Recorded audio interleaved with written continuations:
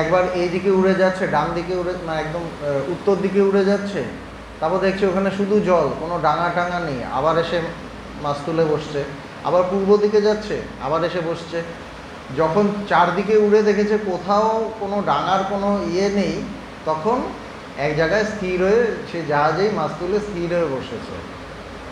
তো সেখানেই ঠাকুর বলছিলেন যে যতক্ষণ বোধ যে ঈশ্বর শেথা শেথা, ততক্ষণ অজ্ঞান, যে ঈশ্বর অনেক দূরে আমার থেকে, অনেক দূরে হচ্ছে, সেটাই অজ্ঞান। যখন আমাদের এই বোধ, বোধ মানে এই জ্ঞান, যখন আমি এইভাবে ভাবি যে ঈশ্বর অনেক দূরে, যেমন ওই মন্দিরে আছেন, সেই মন্দিরে আছেন, ওই তীর্থে আছেন, সে অমরনাথে আছেন, সে কেদারনাথে আছেন, যত দুর্গম যত জায়গা সেখানে ঈশ্বর বসে আছেন, বলছে সেটা অজ্ঞান। যখন হেথা হেথা তখনই জ্ঞান, বলছে যখন এই আমার মধ্যেই, এই সব জায়গায়, এই যা দেখছি সব কিছুই, তখন জ্ঞান, এটাই জ্ঞান। এরকম বলেছিলেন। তো একটা উদাহরণ দিচ্ছেন, তো ঠাকুরের উদাহরণ তো অসাধারণ উদাহরণ হয়। তো একটা উদাহরণ দিচ্ছেন, বলছেন যে একজন তামাক খাবে, তো প্রতিবেশীর বাড়ি টিকে ধরাতে গেছে। তো তামাকে তো টিকে থাকতো, তো টিকে ওখানে আগুন ধরিয়ে ইয়ে করতে হতো, তো ওটা প্রতিবেশী বাড়িতে গেছে টিকে ধরাতে। রাত অনেক হয়েছে, তারা ঘুমিয়ে পড়েছিল। তো তখন তো আর ইলেকট্রিসিটি ওইসব ব্যাপার ছিল না, অন্ধকারের মধ্যেই ইয়ে হয়েছে। রাত অনেক হয়েছে, তারা ঘুমিয়ে পড়েছিল। অনেকক্ষণ ধরে ঠেলাঠেলি করবার পর একজন দৌড় খুলতে নেমে এলো, ধাক্কাধাক্কি করেছে অনেকক্ষণ ধরে, চেষ্টা করছে, কেন তামাক খাবে। তো অনেকক্ষণ পরে দরজা নেমে দরজা খুলেছে। লোকটির সঙ্গে দেখা হলে সে জিজ্ঞাসা করলে, কি গো, কি মনে করে?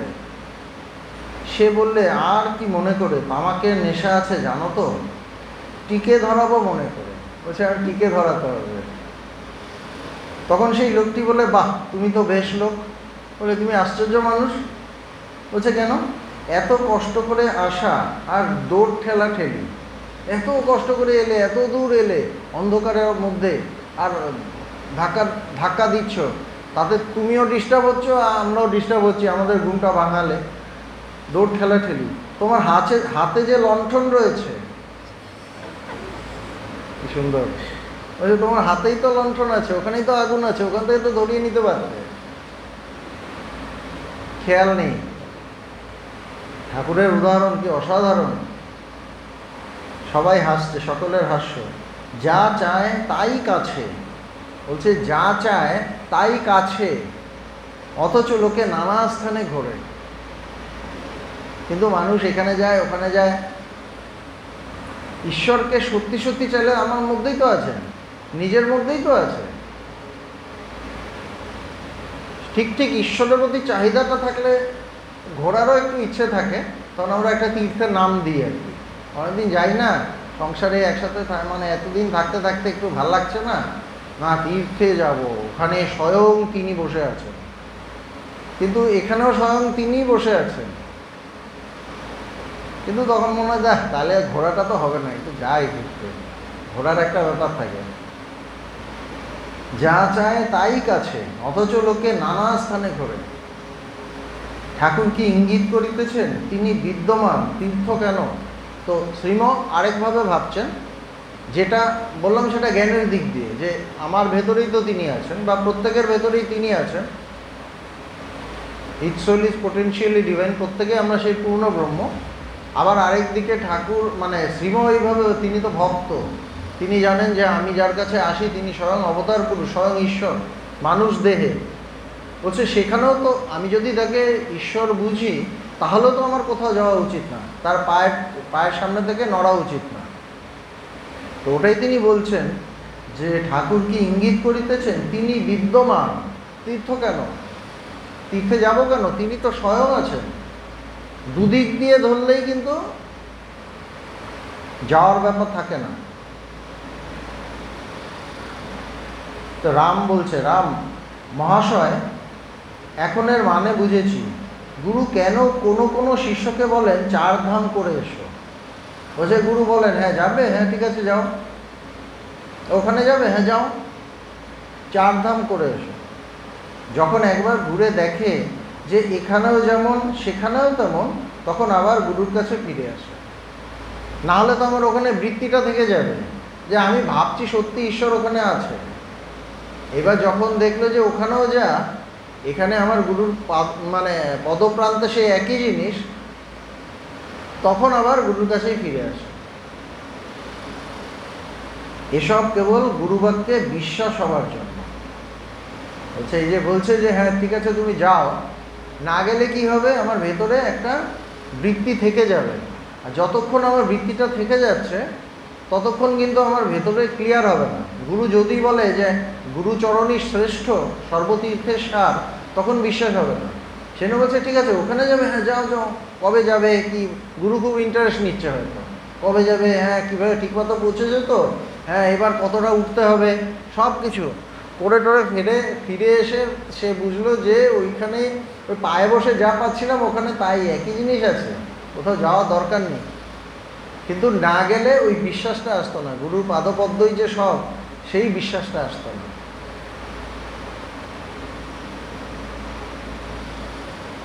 এসব কেবল গুরুবাক্যে বিশ্বাস হবার জন্য। কথা একটু থামিলে পর ঠাকুর রামের গুণ গাইতেছে। তো কথাটা একটু থেমেছে। এই যে রাম দত্ত কথাটা বললেন, তিনি তো ভক্ত, তো ঠাকুরের তার উপর মন করেছে যে আরে ও তো ধরতে পারছে, যায় যতটাই পারুক একটু ধরতে পারছে, মনটা পড়েছে। বলছে ঠাকুর রামের গুণ গাইতেছেন, রামের কথা বলছেন এখন শ্রীরামকৃষ্ণ ভক্তদের প্রতি। আহা, রামের কত গুণ, কত ভক্তদের সেবা আর প্রতিপালন।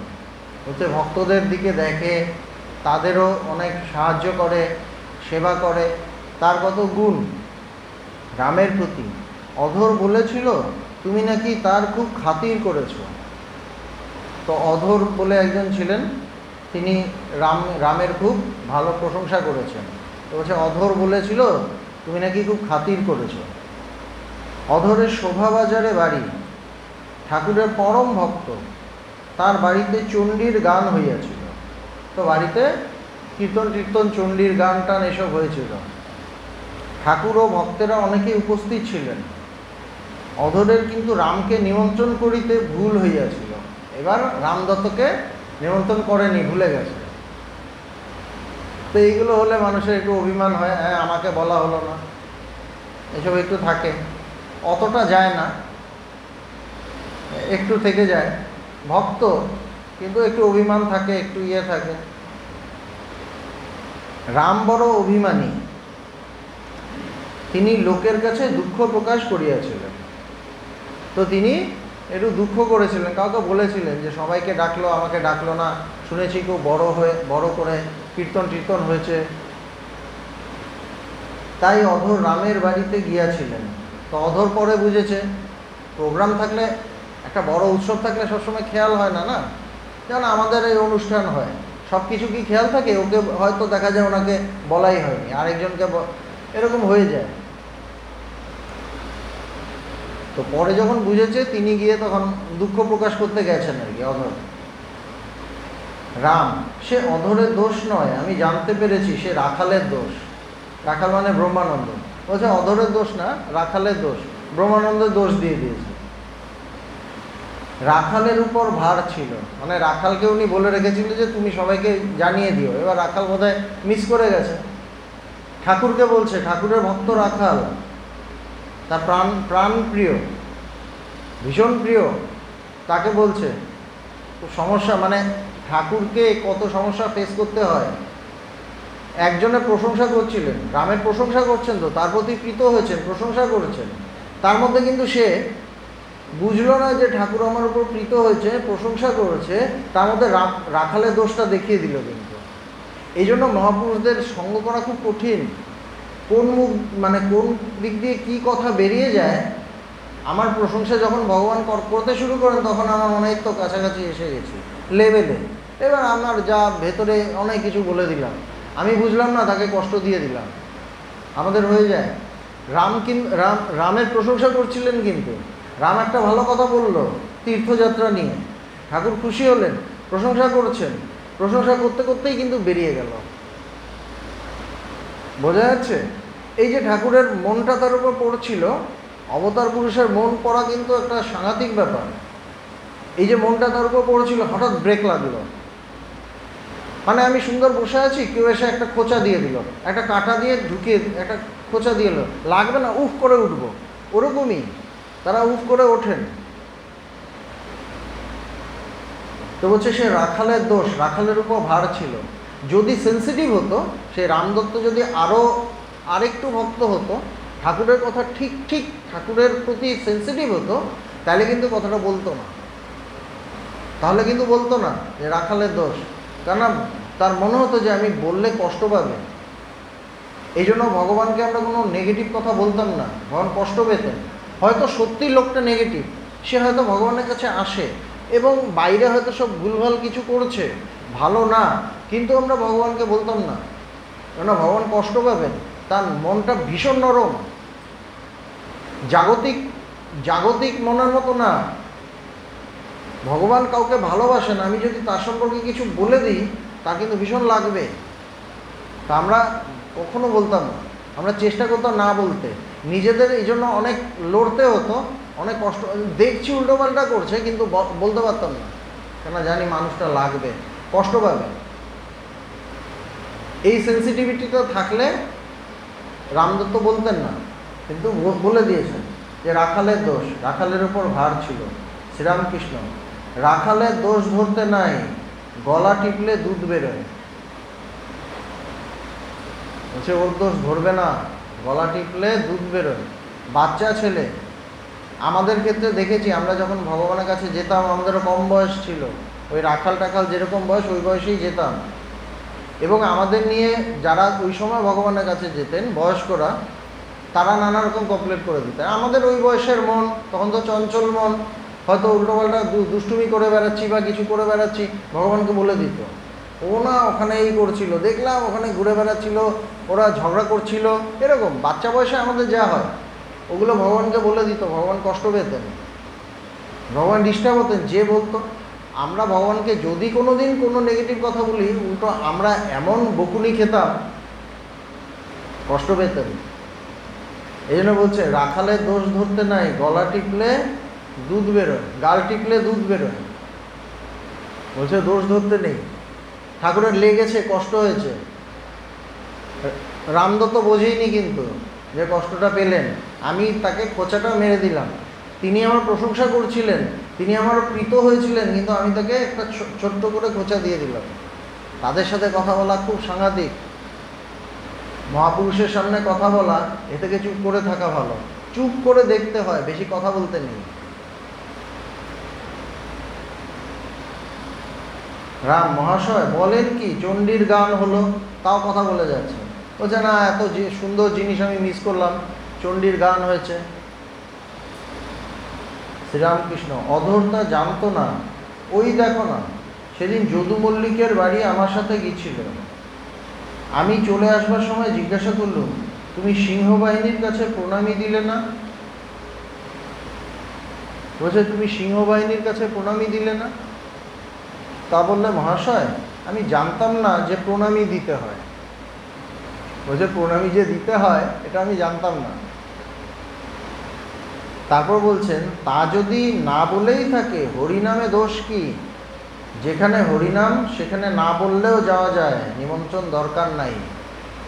বলছে দরকার নেই, আমাদের এগুলো হয় না, আমাকে বলা হয়নি, আমাকে জানানো হয়নি, আমি জানি না, এই ধরনের আমরা বলে থাকি। বলছে না, ঈশ্বরের জায়গায় কোনো বলা বলি না, নিজে খবর নাও, নিজে যাও। যেখানে ঈশ্বরীয় চিন্তা সেখানে আমন্ত্রণের দরকার নেই, নিজে যাও। হরিনামে দোষ নাই, না বললেই বা কি। আমাদের কি হয়, আমরা ঈশ্বর চিন্তা থেকে, ঈশ্বর সাবজেক্ট থেকে বেরিয়ে অন্য কিছুকে বিষয় করে ফেলি। আমরা অন্য কিছুকে বিষয় করি, যে এটা আমাকে জানানো হলো না, এটা আমাকে বলা হলো না, আমাকে খেতে বলা হলো না, আমাকে মিষ্টি কম দেওয়া হলো প্রসাদে, ওকে বড় টুকরো দেওয়া হলো, এইগুলো আমাদের বিষয় হয়, এগুলো বিষয় হয়, তারপর হয়তো 10 দিন আসি না, এগুলো আমরা বিষয় করে ফেলি, তখনই আমরা মানে আধ্যাত্মিক পথ থেকে হতে থাকি। আমাকে কাজ করতে দেওয়া হয় না, অন্যরা কাজ করে, এইসব আমাদের বিষয় থাকে, আমাদের বিষয়ে ঈশ্বর থাকে না। এটা একটা সমস্যার ব্যাপার। হয়তো অন্য কোনো আশ্রমে গিয়ে বললাম যে ওখানে আমাকে কাজ করতে দেওয়া হয় না, যাই আমি এত যাই, এগুলো আমাদের কাছে খবর চলে আসে আলটিমেটলি, কিন্তু এগুলো ভালো নয়। মানে আমার বিষয় ঈশ্বর না, আমার বিষয় ভগবান না, আমার বিষয় অন্য কিছু। আমার বিষয় হলো আমি কতটা সম্মান পাচ্ছি, আমি কতটা পাচ্ছি, এইগুলো হয়ে যায় বিষয়। তখনই বিপদ, তখন আধ্যাত্মিকতা থেকে সরতে থাকি, আস্তে আস্তে বেরোতে থাকি, করে করে ভগবান থেকে অনেক দূরে সরে যাই, টেরও পাই না কোথায় চলে গেছে। এই যে রামদত্ত, এগুলো টেকনিক্যাল কথা বলছি, আধ্যাত্মিক, এমনি এগুলো তো মানে, কিন্তু এগুলো টেকনিক্যাল কথা, যে এই যে উনি নিজেও টের পেলেন না, ওনার ওপর কিন্তু স্বয়ং ভগবানের মন পড়েছিল। কিন্তু কি হলো, উনি এমন একটা কথা বললেন, ফট করে মনটা কিন্তু বেরিয়ে গেল। এই জন্য না, এরকম মানুষদের খুব মানে পৃথিবীতে থাকা খুব কষ্টকর, থাকাটা ভীষণ কষ্টকর। শারীরিকভাবে তো নানা রোগ টোগ হয়, সেটা আলাদা, সেটা সবাইকেই ভোগ করতে হয়।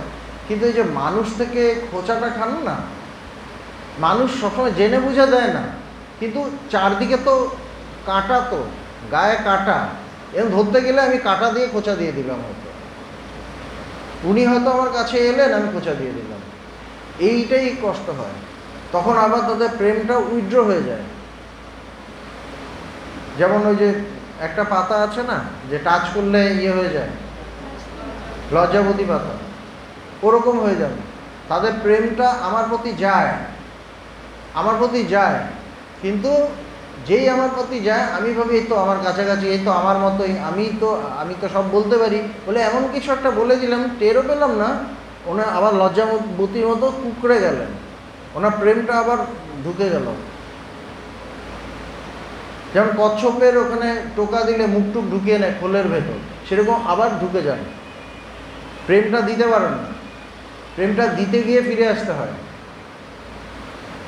ভগবান বলতেন যে আমার প্রেমটা গিয়ে মানে ধাক্কা খেয়ে ফিরে এলো, আমি দিতে গিয়েছিলাম, নিতে পারলো না, ধাক্কা খেয়ে ফিরে এলো। খুব সাংঘাতিক, মানে আধ্যাত্মিক পথ অসাধারণ বিউটিফুল পথ।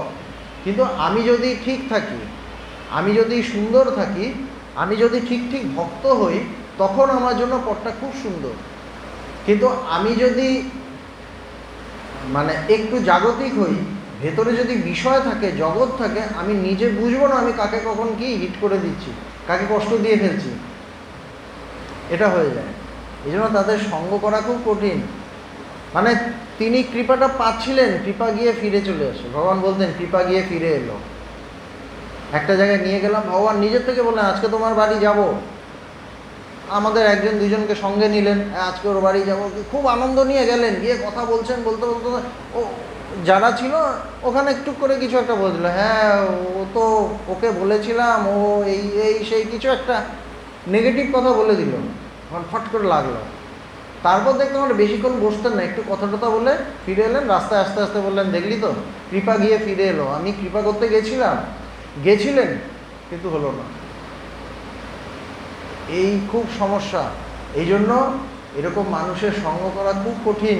ধ্যান ধারণা সাধনা করতে হয়, ঈশ্বর বিষয় হতে হয়, যে ঈশ্বর আমার বিষয়, ঈশ্বর শুধু, অন্য কিছু না। অন্য কিছু বিষয় হয়ে যায়।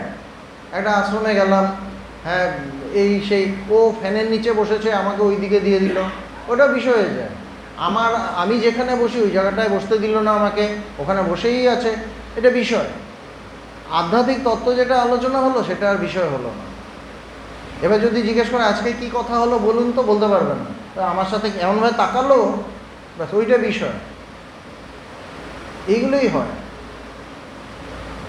সেই জন্য বলছে গুরু মিলে লাখে লাখ, চেলা না মিলে এক। গুরু লাখ লাখ পাওয়া যায়, কিন্তু একটা ঠিক ঠিক শিষ্য পাওয়া যায় না। শিষ্য হওয়া খুব কঠিন। ভগবান শিষ্য ছিলেন, সেই জন্য ভগবান হয়েছে। শিষ্য হতে হবে ঠিক ঠিকভাবে, যে তত্ত্বটাকে রিসিভ করতে পারবে, যে রিসিভ করতে পারবে, আমরা রিসিভ করতে পারি না।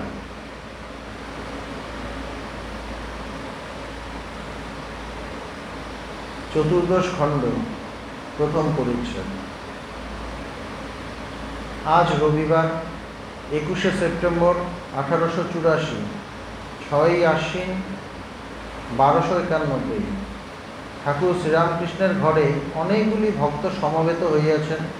রাম, মহেন্দ্র মুখুজ্জে, চুনিলাল মাস্টার ইত্যাদি অনেকে আছেন। চুনিলাল সবে শ্রী বৃন্দাবন হইতে ফিরিয়াছেন। বেশ কয়েকজন ভক্ত এসেছেন। তো চুনিলাল উনি বৃন্দাবনে গেছিলেন, ওখান থেকে ফিরে এসেছেন। সেখানে তিনি ও রাখাল বলরামের সঙ্গে গিয়েছিলেন। তিনি রাখাল এবং বলরাম বসু দুজনকে নিয়ে গেছিলেন। রাখাল ও বলরাম এখনো ফেরেন নাই, নিত্যগোপালও বৃন্দাবনে আছেন। ঠাকুর চুনিলালের সহিত বৃন্দাবনের কথা কহিতেছেন। নিত্যগোপাল বলে একজন যেত ঠাকুরের কাছে, উনি মাঝে মাঝে যেতেন। উনি পরে বিরাট মহাপুরুষ হন, উনিও আশ্রম সংস্থা করেছিলেন, আশ্রম ছিল। তো উনিও বৃন্দাবনে। শ্রীরামকৃষ্ণ, রাখাল কেমন আছে, এই কথাটা যদি কেউ ভালো করে ভালো করে বিশ্লেষণ করি, তাহলে বোঝা যাবে ওই স্বয়ং ভগবান ভক্তের খোঁজ নেয়। উনি কিন্তু বললেন না কেমন দেখলেন, ওখানে বাঁকে বিহারীর মন্দিরে কি দেখলেন, নিধুবনে কি দেখলেন, কি বললেন, রাখাল কেমন আছে। কেন রাখাল কেমন আছে? ভক্ত। আর উনি কেন খোঁজ নিয়েছেন? ভগবান। এই জন্য নিচ্ছে। প্রথম প্রশ্ন হলো এটা, চুনিলাল ফিরেছে, রাখাল কেমন আছে, রাখাল ভক্ত। এইটা যদি ভালো করে ভাবি না, এই কথা বললেই বোঝা যাবে স্বয়ং ভগবান। চুনি, আগে তিনি এখন আছেন ভালো। শ্রীরামকৃষ্ণ, নিত্যগোপাল আসবে না? চুনি, এখনো সেখানে আছেন, দেখে এসেছি। শ্রীরামকৃষ্ণ, তোমার পরিবারেরা কার সঙ্গে আসছে? ঠাকুরের কত চিন্তা, মানে চুনিলালের ওয়াইফ টাইফ ওখানে গেছে আর কি, বলছে তারা কার সাথে আসছে। চুনি, বলরামবাবু বলেছেন ভালো উপযুক্ত লোকের সঙ্গে পাঠিয়ে দেব, নাম দেন নাই। ঠাকুর মহেন্দ্র মুখুজ্জের সঙ্গে নারায়ণের কথা কহিতে লাগিলেন। নারায়ণ বলে ছোট নরেন, বোধহয় নারায়ণ ওই হবে না, নারায়ণের কথা কহিতে লাগিলেন। নারায়ণ স্কুলে পড়ে, 16-17 বৎসর বয়স। ঠাকুরের কাছে মাঝে মাঝে আসে, ঠাকুর বড় ভালোবাসেন। শ্রীরামকৃষ্ণ, খুব সরল না? নারায়ণের কথা বলছে খুব সরল না? সরল এই কথা বলিতে বলিতে ঠাকুর যেন আনন্দে পরিপূর্ণ হইলেন। ও যে সরল, তাতে ঠাকুর যেন ভীষণ আনন্দ পাচ্ছেন। ভক্তের কথায়, ভক্তরা যেরকম ভগবানের কথায় ভীষণ আনন্দ পায়, ভগবান সেরকম ভক্তের কথায় ভীষণ আনন্দ পান। মহেন্দ্র, আজ্ঞা হ্যাঁ, খুব সরল। শ্রীরামকৃষ্ণ, তার মা সেদিন এসেছিল, অভিমানী দেখে ভয় হলো। অভিমানী মানে একটু অহংকার টহংকার আছে আর কি। এবার ঠাকুরের ভয় লাগছে, কি না কি বলে দেবে। তাদের তো সমস্যা, তো মানে কখন বললাম না, কে কখন কি বলে দেয়, তাদের খুব ভয়ে ভয়ে থাকতে হয়। ভগবানকে দেখতাম যে এই যে কথাগুলো, যে ভয় হলো, তারা ভয় পেতেন, মানে বিষয়ী একটা বেশ সম্ভ্রান্ত কেউ এলেন, ভগবান মানে বেশি কেয়ার করতেন, এই ওকে দেখাও, এই খেতে দাও, মানে তুমি আমাকে বেশি খোঁচা দিও না বাবা, আগে থেকে খুশি থাকো, আবার আস্তে আস্তে চলে যাও। মানে ভগবান যেন তাকে নিয়ে খুব হয়ে উঠতেন। কেন? যদি কিছু একটা বলে দেয়, এখানে এলাম, এখানে দেখলাম যে এই জায়গাটা লাইটটা নেবানো, মানে কিছু একটা বলে দিতে পারে, কার কোনো ঠিক নেই তো। আগের থেকে তারা একটা ভয়ে থাকেন। এরকম পুরুষরা, ভক্তদের নিয়ে তাদের ভয় নেই, ওখানে তাদের ভাবটা আটকে যায় না। কিন্তু যখনই এরকম একটু অহংকারী, একটু দাম্ভিক, একটু বিষয়ী মানুষ আসে, তারা নিজেরা ভয়ে থাকে। ওরা কোথায় ভয় পাবে যে আমি কার কাছে গেছি, তারা ভয়ে থাকে না, এটা কি না কি বলে দেবে, তো লেগে যাবে। বলছে দেখে, অভিমানী দেখে ভয় হলো। তারপর তোমরা এখানে আসো, কাঁপতেন আসে, এসব সেদিন দেখতে পেলে, মানে নারায়ণের মা এসেছে, বোধহয় এই জন্যই এসছে যে আমার ছেলে কোথায় যায় একটু দেখে আসি, হয়তো অনেক বাধা টাধা দিয়েছে, ছেলেটা শোনে না হয়তো, তো হচ্ছে একটু দেখে আসি। তো হচ্ছে তারপর উনি এসে দেখছে যে তোমরা অনেকে বসে আছো। তখন অবশ্য ভাবলে যে শুধু নারায়ণ আসে আর আমি আসি তা নয়, সকলের হাস্য হচ্ছে। তখন ভাবলে না, আরও তাহলে মানুষ টানুষ আসে, তাহলে বেশি ভয় নেই। মিছরি এ ঘরে ছিল, তা দেখে বললে বেশ মিছরি, তবেই জানলে খাবার দাবার কোনো অসুবিধা নাই।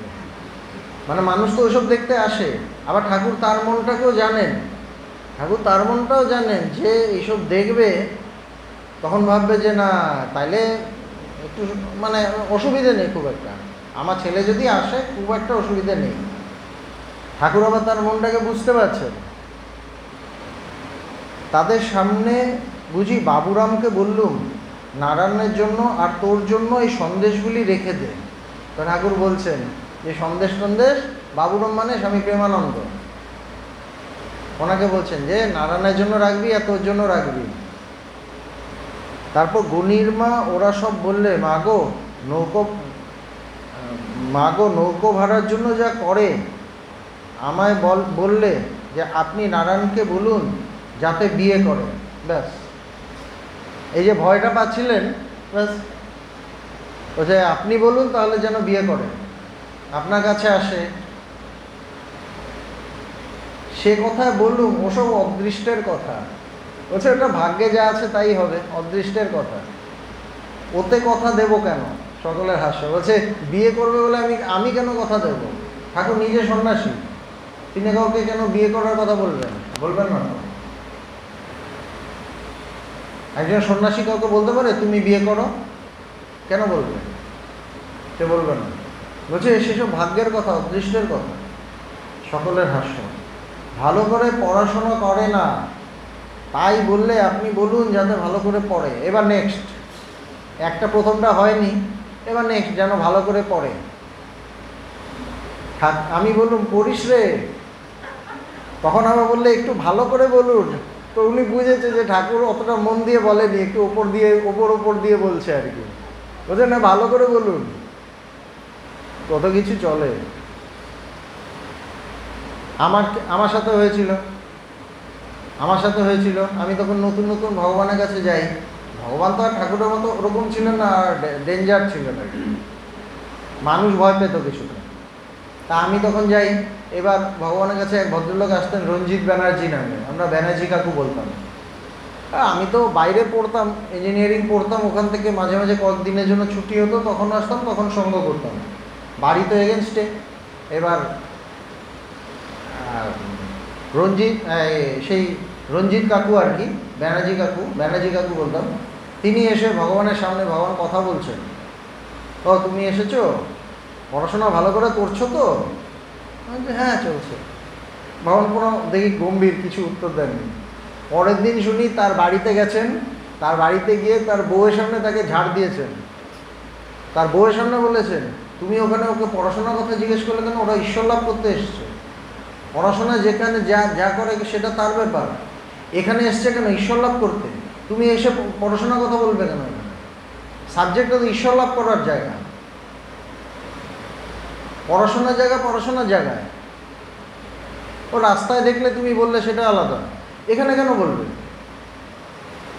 এই ভীষণ কড়া ছিলেন ভগবান, এই জন্য ভগবানের কাছে বেশি মানুষ ঘেঁষতে পারতো না।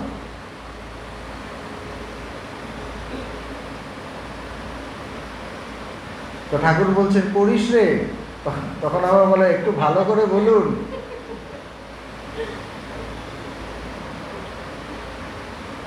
চুনির প্রতি, হ্যাঁ গা গোপাল আসে না কেন? চুনি রক্ত আমাশা হয়েছে, শ্রীরামকৃষ্ণ ওষুধ খাচ্ছে। ঠাকুর আজ কলিকাতায় স্টার থিয়েটারে চৈতন্য লীলা দেখিতে যাইবেন। ঠাকুর থিয়েটার দেখতেন, থিয়েটার ভালোবাসতেন, চৈতন্য লীলা দেখতে যাবেন। স্টার থিয়েটারে তখন যেখানে অভিনয় হইত, আজকাল সেখানে কোহিনূর থিয়েটার। মহেন্দ্র মুখুজ্জের সঙ্গে তাহার গাড়ি করিয়া অভিনয় দেখিতে যাইবেন। কোনখানে বসিলে ভালো দেখা যায় সেই কথা হইতেছে। তো ঠাকুরকে তো সবাই খুব শ্রদ্ধা করে ভালোবাসে, ভালো জায়গায় বসিয়ে দেখাবে। কেউ কেউ বলেন 1 টাকা সিটে বসলে বেশ দেখা যায়। রাম বললেন কেন? উনি বক্সে বসবেন, মানে বক্সে বসবেন, ইয়েতে, কেবিনে। ঠাকুর হাসিতেছেন। কেহ কেহ বলিলেন বেশ্যারা অভিনয় করে, চৈতন্যদেব নিতাই এসব অভিনয় তারা করেন। এই যে নেগেটিভ কথা, অভিনয়ের কথা বল। শ্রীরামকৃষ্ণ ভক্তদিগকে আমি তাদের মা আনন্দময়ী দেখব, এই হলো কথা, এই হলো কথা। এইটা হলো জ্ঞান। আগের যে বললো তার কথাটা হলো অজ্ঞান। ও খুব বাজে, ও খুব বাজে, ও এই সেই, ও এই করে ওই করে। ভগবান খেপে যেতেন, বললেন। তো বলছে আমি তাদের মা আনন্দময়ী দেখব। তারা চৈতন্যদেব সেজেছে, তা হলেই বা শোলার আতা দেখলে সত্যকার আতার উদ্দীপন হয়।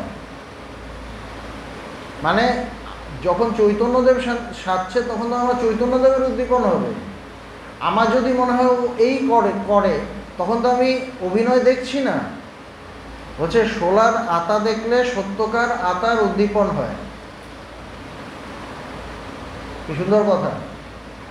ঠাকুরের হতো গোপারও একটু উদ্দীপন হয় আতা দেখলে, শোলার আতা দেখলে। একজন ভক্ত রাস্তায় যেতে যেতে দেখে কতগুলি বাবলা গাছ রয়েছে। দেখে ভক্তটি একেবারে ভাবাবিষ্ট। বাবলা গাছ আছে দেখে সে ভাবাবিষ্ট হয়ে গেছে। তার মনে হয়েছিল ওই কাঠে শ্যামসুন্দরের বাগানের কোদালের বেশ বাট হয়। কি অবস্থা! শ্যামসুন্দরের বাগান, ওটা তো শ্যামসুন্দর না, ওই মন্দিরের বাগান, তার মধ্যে কোদাল দিয়ে মাটি কোপায়, তার বাট ওই কাঠ দিয়ে হয়। ওই গাছ দেখে তার উদ্দীপন হয়ে গেছে। মানে ভক্ত এরকম হয়, ভক্তের জগৎ থেকে বিষয় থেকে মনটা ঈশ্বরে চলে যায়। আর অভক্ত অজ্ঞানী ঈশ্বর থেকে মনটা বিষয়ে চলে আসে। এই যে বললো এরা অভিনয় করে, ঈশ্বর থেকে মনটা বিষয়, দুটো দেখা যাচ্ছে। কিন্তু তাদের মনে হয়েছিল ওই কাঠে শ্যামসুন্দরের বাগানের কোদালের বেশ বাট হয়। অমনি শ্যামসুন্দরকে মনে পড়েছে। কোনো মন্দিরে গেলাম, গিয়ে বিগ্রহ দেখলাম এবং ভাবাবিষ্ট হয়ে, সেটা এক জিনিস। ওখানে দেখলাম, তারপর এদিকে তাকাচ্ছি, ওইদিকে তাকাচ্ছি, তারপর দেখছি না প্রসাদগুলো একটু কেমন একটু কম দিচ্ছে, বেরিয়ে বলে প্রসাদটা কম, এমনি ঠিক আছে। মানে আমি ওগুলো দেখতে গেছিলাম, আমি প্রভুকে দেখতে যাইনি। সেই জন্য প্রতিটা মুহূর্তের যে মন, সেটা প্রতি মুহূর্তেই কিন্তু আমি ঈশ্বর চিন্তায় থাকতে পারি, ধর্ম নিয়ে থাকতে পারি। কোথায় যাচ্ছি, কি করছি, এটা বড় কথা না। আমার মনটা কাকে বিষয় করেছে, এটা বড় কথা। মনটা বিষয় করেছে পোশাকটাকে, ঈশ্বরকে না। যখন গড়ের মাঠে বেলুন দেখতে আমায় নিয়ে গিয়েছিল, গড়ের মাঠে নিয়ে গেছে বেলুন দেখতে, পুরো বিষয় ব্যাপার, একটা জায়গায় ঘুরতে নিয়ে যাওয়া, এন্টারটেনমেন্ট, তাই তো। তখন গড়ের মাঠে বেলুন দেখতে যাওয়া, এটা একটা বিরাট বড়। এখনকার মতো তো, এখন তো সাউথ সিটির মতো ইয়ে ছিল না। তখন ওই গড়ের মাঠে যেত মানুষ, ঘোরাঘুরি করতো, ইয়ে করতো। তখন একটি সাহেবের ছেলে একটা গাছের ঠেসান দিয়ে ত্রিভঙ্গ হয়ে দাঁড়িয়েছিল। একটা বিদেশি, ব্রিটিশ, ত্রিভঙ্গ হয়ে দাঁড়িয়েছে, গাছের দাঁড়িয়ে আছে। দেখাও যা, অমনি কৃষ্ণের উদ্দীপন হলো। কৃষ্ণ ওইভাবে দাঁড়াতেন, কৃষ্ণের ওইভাবেই ফটো আছে, কৃষ্ণের উদ্দীপন হতো। অমনি সমাধিস্থ হয়ে গেলাম। চিন্তা করুন, গড়ের মাঠে বেলুন দেখতে গিয়েছিলেন, বেলুন দেখতে গিয়ে কৃষ্ণকে দেখছেন। কি সাংঘাতিক অবস্থা! কিরকম আধ্যাত্মিক অবস্থা, মনের কি অবস্থা! চৈতন্যদেব মেড়গা দিয়ে যাচ্ছিলেন, শুনলেন গায়ের মাটিতে খোল তৈয়ার হয়। যেই শোনা উনি ভাবাবিষ্ট হয়ে গেলেন। গায়ের মাটিতে খোল তৈরি হয়, যেই শোনা উনি ভাবাবিষ্ট হয়ে গেলেন। শ্রীমতী মেঘ কি ময়ূরের কণ্ঠ দেখলে আর স্থির থাকতে পারতেন না। রাধা মেঘ টেঘ দেখলে আর তার স্থির থাকতে পারতেন না, বা ময়ূরের কণ্ঠ, শ্রীকৃষ্ণের উদ্দীপন হয়ে বাহ্য শূন্য হয়ে যেত, একদম শ্রীকৃষ্ণের ভাব চলে আসতো যখন, কেন ময়ূর তো ওখানে তখন শ্রীকৃষ্ণ যখন ছিলেন তখন প্রচুর বৃন্দাবনে ময়ূর, এখন খুব একটা পাওয়া যায় না।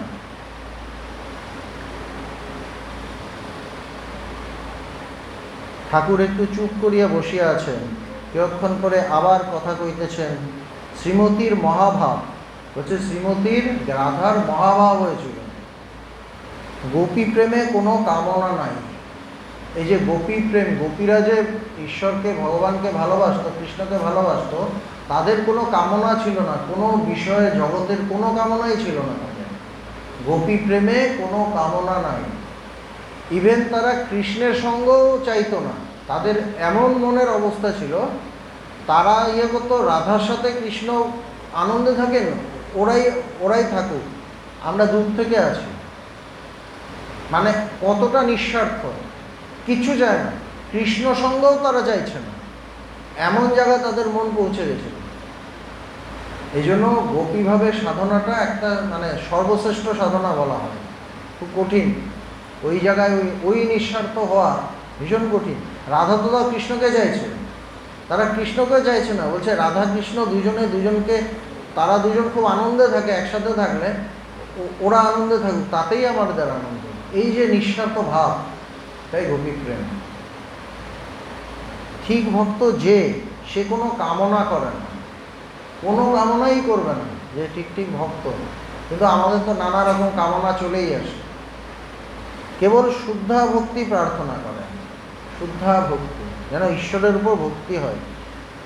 কোনো শক্তি কি সিদ্ধাই কিছুই চায় না, কোনো শক্তিও চায় না যে আমার শক্তি হোক, যে আমি এইটা করে দিতে পারবো, বা সিদ্ধাই হোক, আমি এই ম্যাজিক করতে পারবো, ওই ম্যাজিক করতে পারবো, আমার শরীর খারাপ হলে নিজেই সারিয়ে নিতে পারবো, কিচ্ছু চায় না। বলছে শুধু যেন তোমার শ্রীচরণে আমার মতি থাকে, এ হলো ভক্ত। এটাই ভক্তি পথ, সহজ নয়, খুব কঠিন। মধ্যে একটু কামনা বাসনার লেশ থাকলে, একটু অহংকার থাকলে ভক্ত হওয়া যায় না।